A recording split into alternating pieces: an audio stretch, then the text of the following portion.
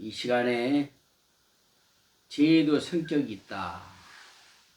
죄도 성격이 있다.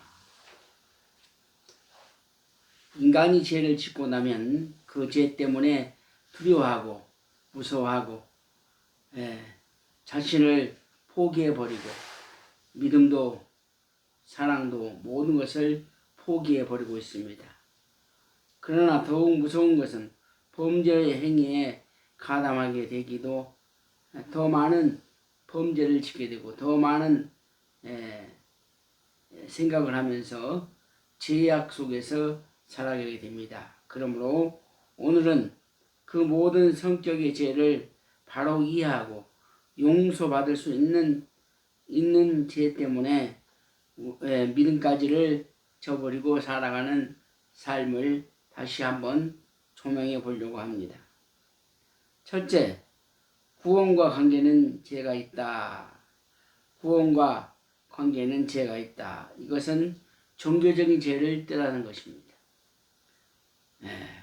율법 시대 때는 구원과 축복이 같은 차원에서 다루어졌으며 그것은 율법을 지킴으로 받게 되는 것이었다.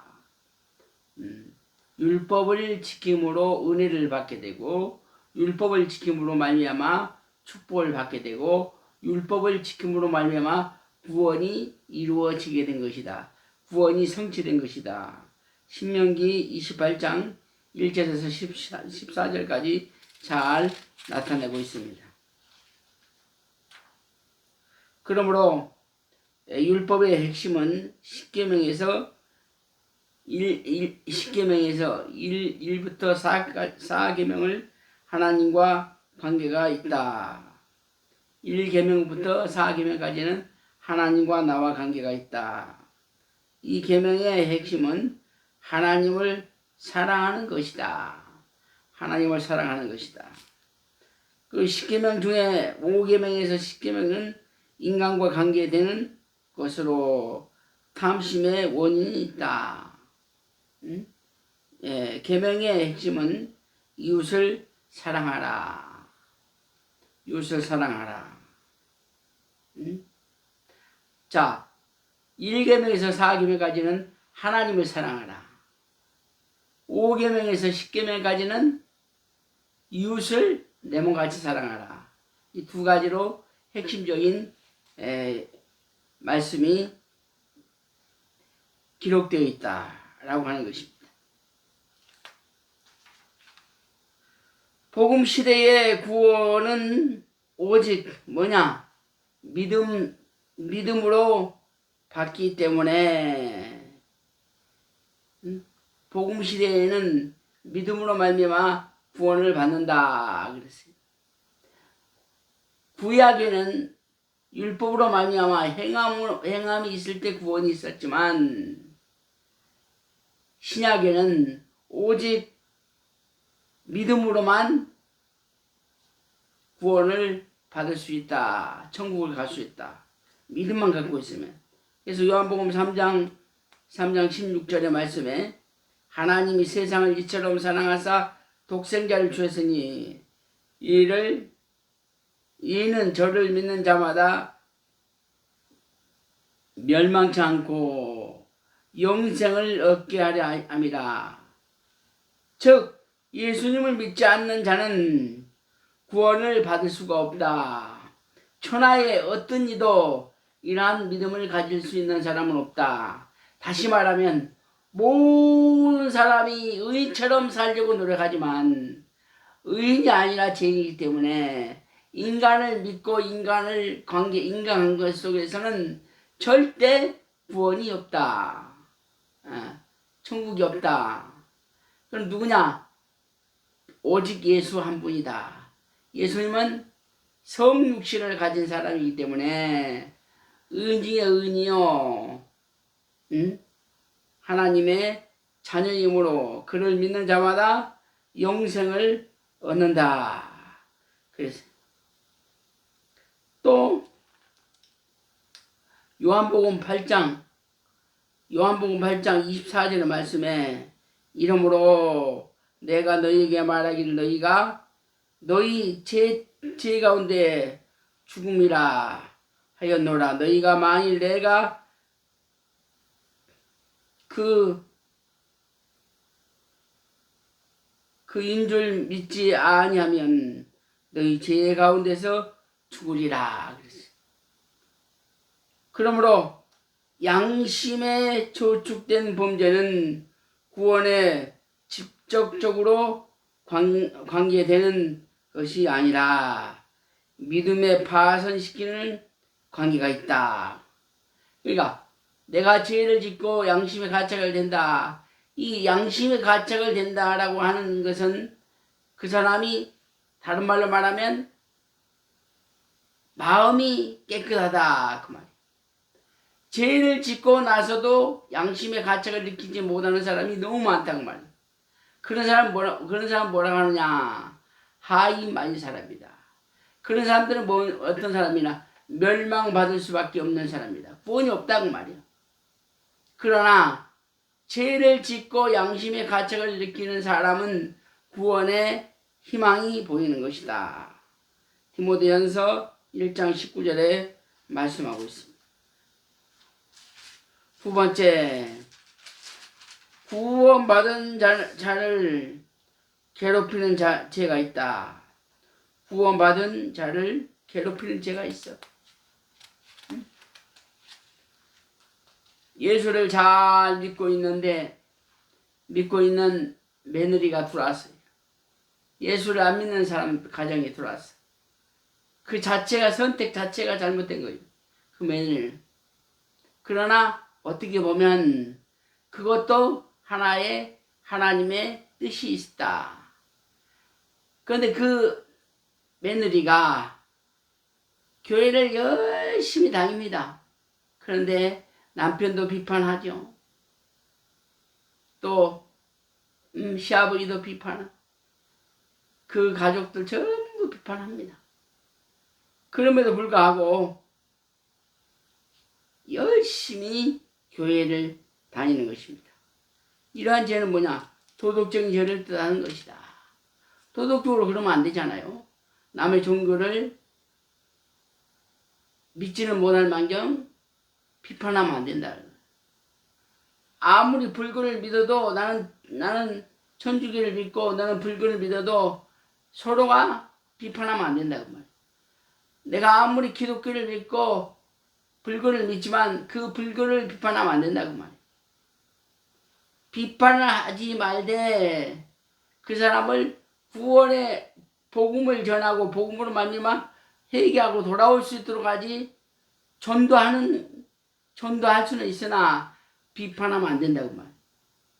응? 그런데 왜 사람들은 자꾸 비판합니다. 남의 종교를. 그러면 전도도 안 되고 관계도 이루어지지 않고 도덕성이 사라지게 되는 것입니다. 그런 사람은 어떻게 되느냐? 그런 사람은 전도도 안 되기 때문에 독불장군처럼 혼자 살게 된다.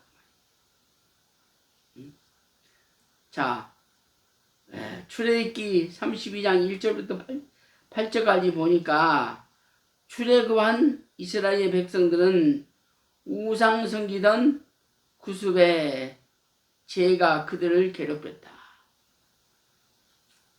과거에 굉장히 우상 숭배했던 사람이 예수를 믿으려고 하면은 그 애구습 때문에 얼마나 교회를 다니고 장로가 되고 변화가 됐는데도 불구하고 뭐요?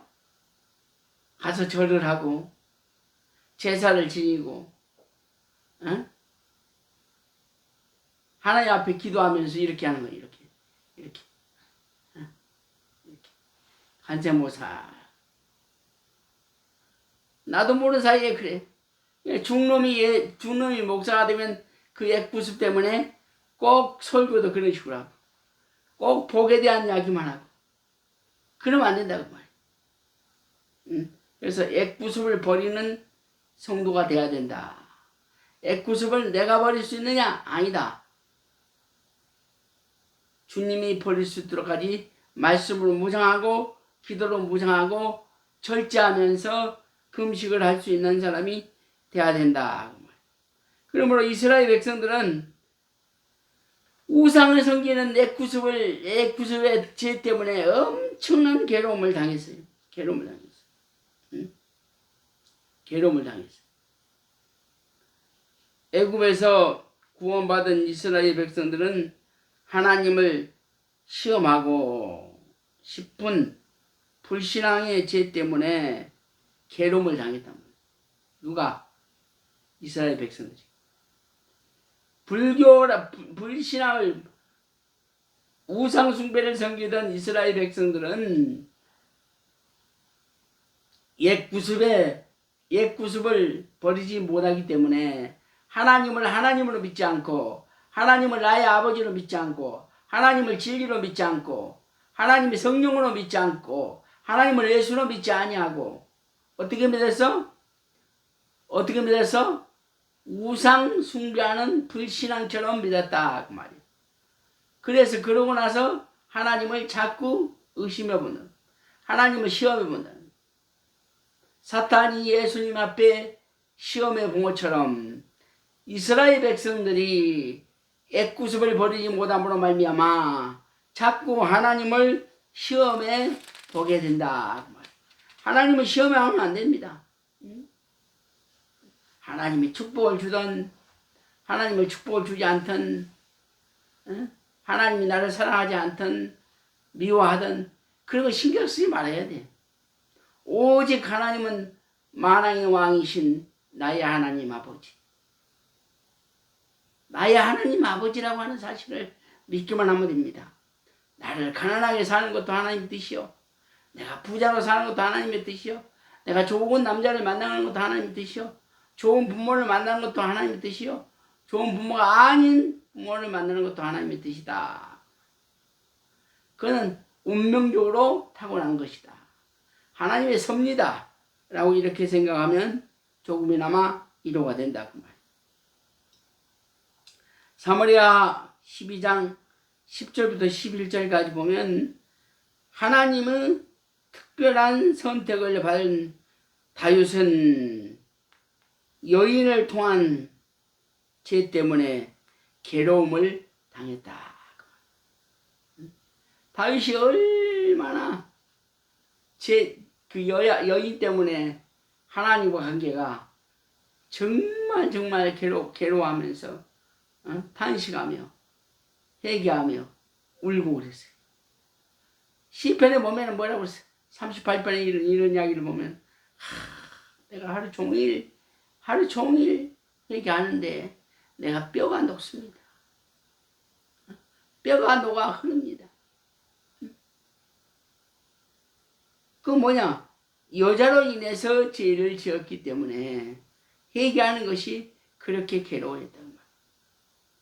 그러니까 죄를 수없이 물 마시던 숨쉬던 먹고 마시고 양심의 가책을 느끼지 못하지만 그 죄를 지었으면 돌아올 수 있는 어떤 살인죄를 지었어도 돌아올 수 있는 마음을 가져야 된다. 돌아올 수 있다고 말이에요. 죄를 한번 지으면 포기해버려. 에이 예수. 다 포기해버려. 그래서 죄가 죄를 낳고 죄가 죄를 낳아서 큰 죄를 짓게 되고 이제 감옥에서 영원히 살다가 결국 그는 지옥에 가게 되는 거예요. 죄를 범하면 절제하지 않고 죄를 범하고 죄를 그냥 자유롭게 죄를 물 마시다 숨쉬다 죄를 지으면 이 땅에 살면서 지옥에서 사는 거예요. 지옥에서. 이 땅에 살면서. 그래서 예수를 믿는 사람은 죄를 안 지려고 하는 이유는 구원을 받느냐 못 받느냐가 아니라 예수를 믿기 때문에 이 땅에 지상 천국이 이루어져야 된다는 거예요. 이 땅에 내가 사는 존재, 이 존재 속에서 기쁨을 얻고 사랑을 얻고 은혜를 받고 살아야 된다 그 말이에요. 그런데 예수를 믿는 사람이 죄를 물 마셔 숨쉬다 먹고 마시면서 마신 것처럼 죄를 지으면 어떻게 돼? 죄를 지으면 주님은 가버렸어요. 주님 계속 그 죄 때문에 괴로워하는 거예요. 죄 때문에 우는 거예요. 죄 때문에 슬퍼하는 거예요. 그럼 뭐요? 그러다 죽으면 안 된다. 그래서 죄 때문에 슬퍼하고 죄 때문에 고통당하고 죄 때문에 슬퍼하지 아니하려고 뭘 하느냐? 절제를 해야 된다. 절제. 모든 것을 절제해야 된다는 거예요. 모든 것을 절제하지 아니하면 어떻게 되냐? 나에게 화가 온다. 그 말이에요. 최고의 축복이 뭐냐? 나는 절제라고 생각해. 절제를 못한 사람은 죽은 자예요. 절제를 못한 사람은 우상에서 떠나지 못한 사람. 우상이 잡힌 바요. 그래서 우리는 늘 예수 믿는 사람들의 기본은 절제해야 됩니다. 오늘도 하나님, 내가 절제할 수 있는 은혜를 더하여 주옵소서. 이 절제가 얼마나 중요한지 몰라.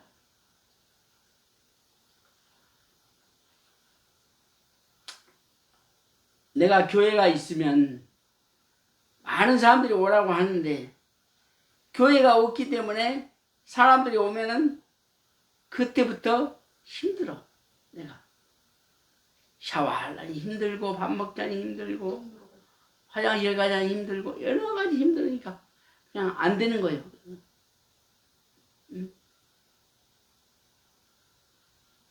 그래서 또 사도행전 6장 1절의 말씀에 초대교인들 중에는 자기 처지만 생각하여 원망하는 죄 때문에 괴로워했다. 자기 처지.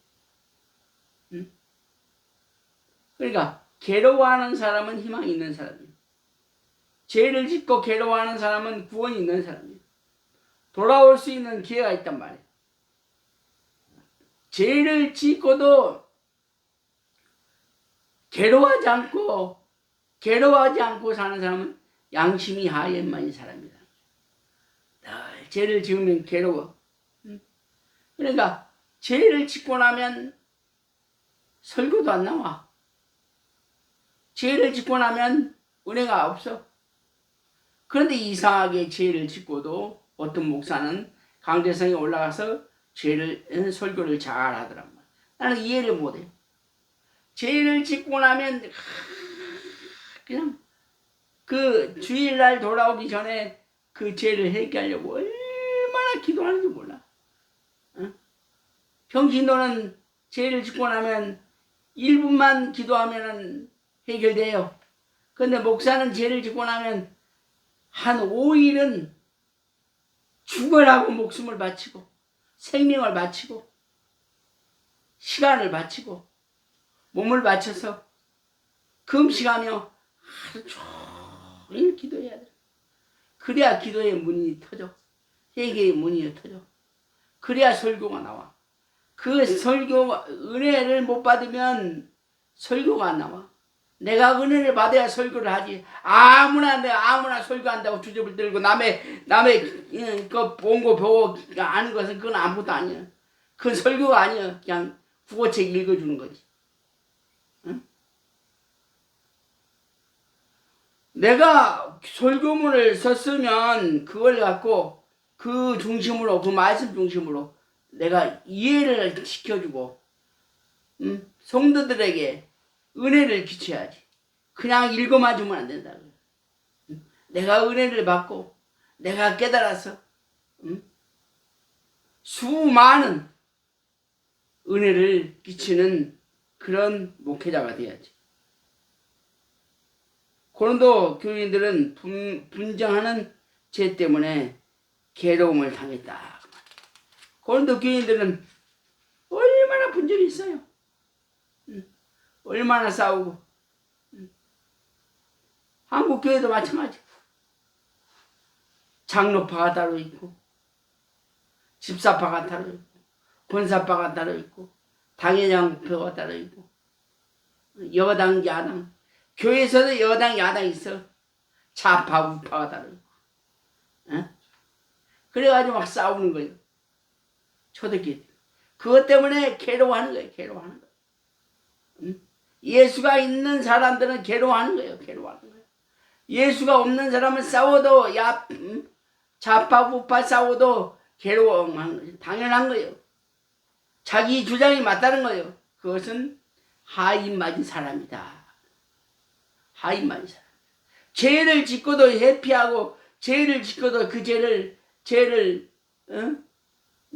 숨기려고 하고 넘기려고 하는 사람은 그 사람은 아무 능력이 없는 사람, 생명이 없는 사람. 죄를 지었으면 솔직하게 고백하고 내가 깨닫고 있습니다. 회개하고 있습니다. 그러니까 판사가 재판할 때도 회개하고 정말 진정으로 이 사람이 반성문을 썼는가, 그냥 형식적으로 그냥 형 적게 받으려고 반성문을 썼는가, 그거를 판사들은 다 알아요. 다 알아. 말 한마디 툭툭툭 던지는 언어를 보고도 아, 저 사람이 깨닫는다, 저 사람이 깨닫지 못하는다, 그걸 판사들은 다 알아. 판사들은. 인간은 심리적으로 살아가고 있거든. 심리학 논리 속에 살아가고 있어요. 그냥 율법적으로 살아가는 것이 아니야. 심리적으로 살아가고 있다고 말이야.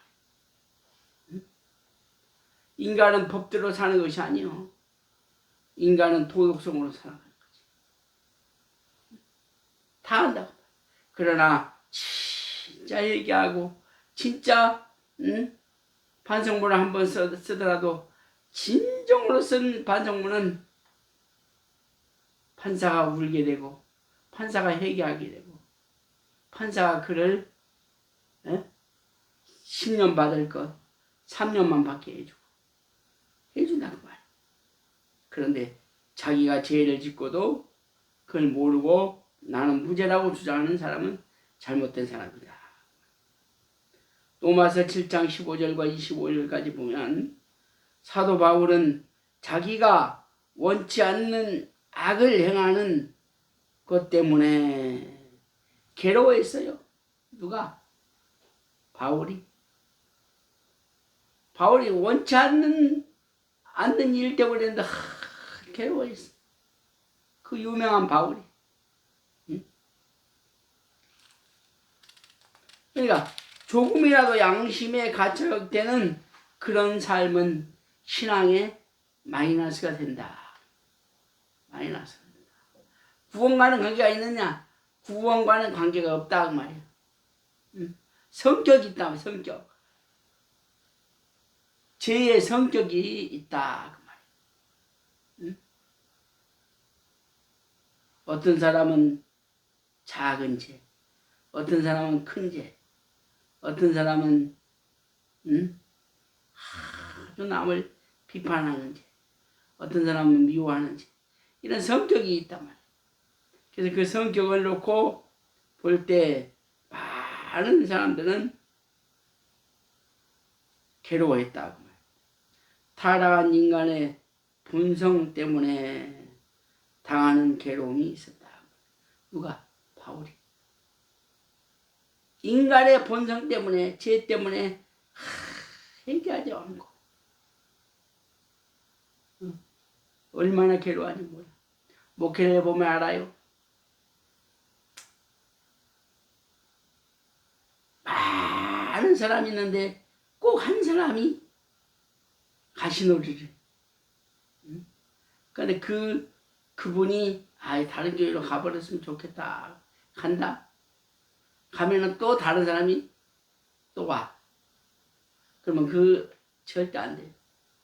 다른 데로 가라고 할 것이 아니라 그분을 위해서 계속, 그분이 목사님을 속삭이고 그분이 성도를 괴롭힐 때 어떻게? 우리는 합심하여 기도하게 됩니다. 그 성도 때문에 기도하게 됩니다. 어머니 때문에 내가 기도하게 되고, 아버지 때문에 기도하게 되고, 동생 때문에 기도하게 되고, 오빠 때문에 기도하게 되고, 기도하게 된다. 기도거리가 있으면 된다. 그런데 포기해버려. 무시해버려. 그러면 안 된다고 말이야. 그를 위해서 기도하게 돼. 그를 위해서 기도할 때 내 자신을 위해서 기도하게 된다. 에베소서 4장 22절 말씀에 에베소서 교인들은 구습을 좇는 죄 때문에 바울의 권면을 받게 되었다. 구습을 줬는 죄 때문에 바울이 권면하니까 그것을 다 받아들였어. 22장 보면 너희는 육의 욕심을 따라 썩어져 가는 구습을 쫓는 옛사람을 벗어버리고, 옛사람의 습관 때문에 받은 괴로움이다. 욕심을 버리라. 욕심을 버려야 된다. 하나님이 주는 대로 살아야 돼. 하나님이 채우면 채우는 대로, 못 채워지면 못 채운 대로 살아야 된다.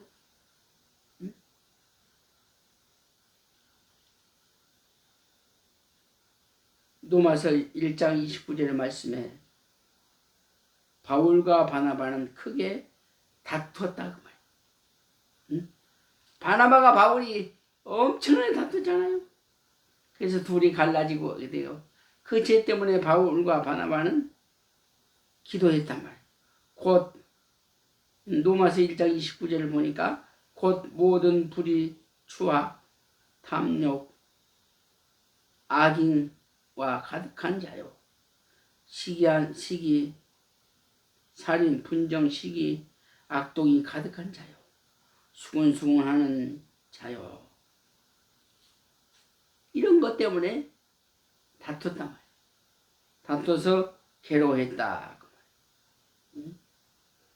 또 사도행전 15장 37절의 말씀 보면 바나바와 마가랴 하는 요한도 데리고 가고자 하나 바울은 밤빌라에 안에서 자기들을 떠난 한 가지로 인하여 자기를 데리고 가는 것을 옳지 않다고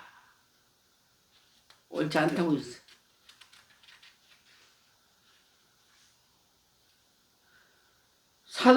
사도 베드로는 순간적인 두려움 때문에 예수를 부인하였다. 사도 베드로는 순간적인 두려움 때문에 예수를 부인했어요. 그리고 그 죄 때문에 통곡했어요.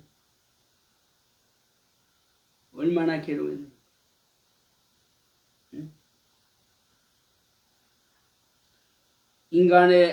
인간의 약한 의지 때문에 당하는 괴로움이었고, 단순한 도덕적인 죄가 아니라 예수님과 관계되는 죄악이었다.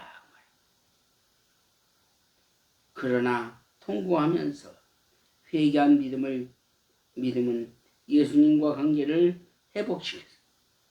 그가 회개함으로 말미암아 예수님과 접붙임이 되었다.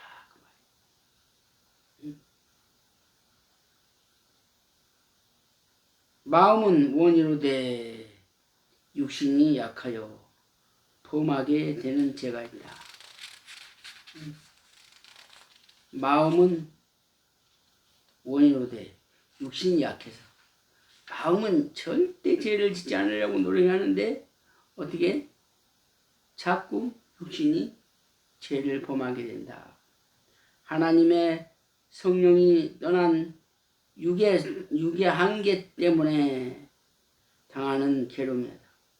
성령이 떠나고 내 육신이 홀로 남아있을 때 죄를 범했던 그 죄는 엄청난 괴로움과 고통이 나에게 뒤따른다.